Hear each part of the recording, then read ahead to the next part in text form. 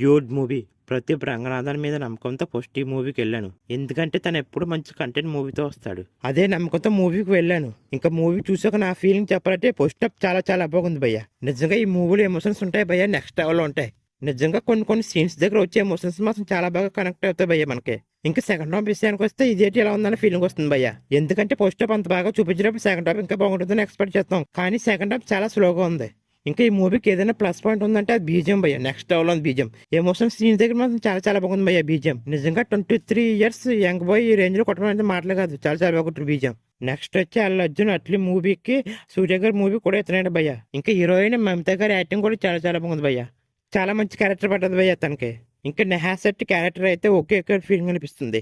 ఇంకా ప్రదీప్ రంగనాథన్ యాక్టింగ్ గురించి చెప్పాలంటే యాక్టింగ్ తో ఎక్కడ పెట్టాడు భయ్య మూవీని. నెక్స్ట్ లెవెల్ ఉంది యాక్టింగ్ అయితే. నిజంగా ఎమోషన్ సీన్ దగ్గర మాత్రం ఎరగ తీసాడు భయ్య యాక్టింగ్ అయితే. మూవీ స్టోరీ గురించి చెప్పాలంటే hero Pradeep Ranganathan prank videos చేసుకుంటూ ఉంటాడు.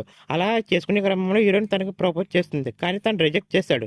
ఆ తర్వాత తన లైఫ్ లో ఏం జరిగింది, హీరోయిన్ కలిసారా లేదా అనేది మూవీ స్టోరీ. ఇంకా ఓవరాల్ మూవీ గురించి చెప్పాలంటే ఫస్ట్ హాఫ్ పగిలిపోయింది భయ్య, సెకండ్ హాఫ్ డీసెంట్ గా ఉంది. సాంగ్స్ గురించి చెప్పాలంటే ఒక సాంగ్ బాగుంది భయ్య. ఫైనల్లీ ప్రదీప్ రంగనాథన్ ఈ డూడ్ మూవీతో యాడ్రి కిడ్స్ కూడా వేసాడు భయ్య.